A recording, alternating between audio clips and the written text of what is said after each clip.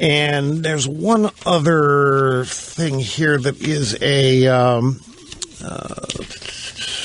besides the Victor Davis Hanson piece.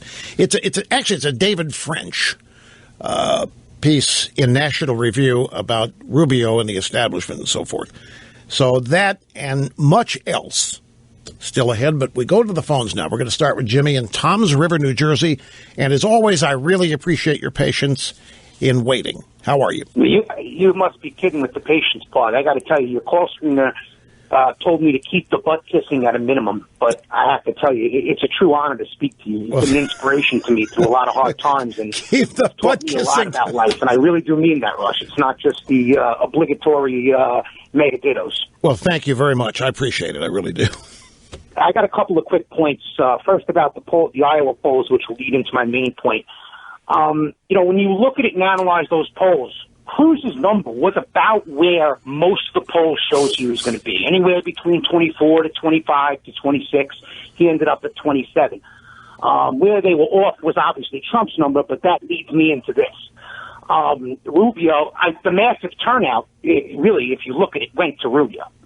There was a massive turnout. Whether it was a true, just absolute, I have to vote for Rubio, or another reason, which I think it was another reason, and I'm going to get to now. I've been a Trump guy from the beginning, Rush. I'm one of those angry people.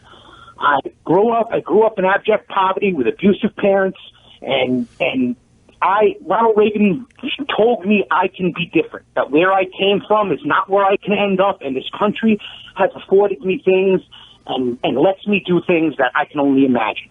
And I've also supported the Republican Party, and they slapped me in my face. I had 2 landslide Senate victories that did nothing but get them to capitulate to Obama. Okay, wait a minute. I'm getting off the road here. You were a Trump supporter? Yes, I was. Okay, and because I'm one of those angry males. Right. So you were an angry guy, and you wanted everybody to know how mad you were, that things were going wrong, and you think there's all kinds of stuff, and you like the fact that Trump was a vessel for your anger. Is that right? Exactly, and I was willing to overlook the fact that really any honest person has to say he is not a Reagan conservative or a traditional conservative. Okay, so are you overlook that? Okay, but you're in New Jersey, so you didn't vote in the Iowa caucus, but you wanted about Rubio and where his numbers came from. Well, what my overall point is I think what happens is this: the anger can only last so long. Okay, I'm angry about the things that I mentioned, and I'm angry at the fact that I was laid off 8 months ago, and I'm weeks away from being homeless after raising 2 kids since I was 16 and coming from nothing. But the anger can only last so long, and hearing him constantly talk about the Canada thing, even after he lost, which anybody of any type of conscience has to look at why you lost and humble you a bit and lead you in a different direction, he still harps on the Canada thing. Now, wait a minute. I just want to make sure that Trump has lost you because he won't get off this Canada thing? It's not the Canada thing overall. It's starting to seem like his anger is disingenuous, and he's angry for anger's sake, not just angry for principles. He's angry because it sells something. I don't want to be sold anything anymore. I was sold something by the mainstream Republican Party that obviously was proven to be a lie over and over again.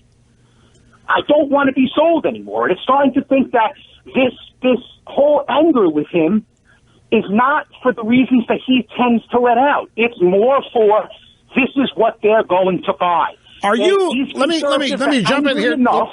Jimmy, time is dwindling, and our phone system is such that we actually can't have a conversation. That's why I have to sound like I'm interrupting you. But are you saying that Trump's anger, while you think is legitimate, is not? He doesn't understand why you're mad, and therefore you don't think that he really gets it, and he's just being angry now because he thinks that's what's attracting people to him?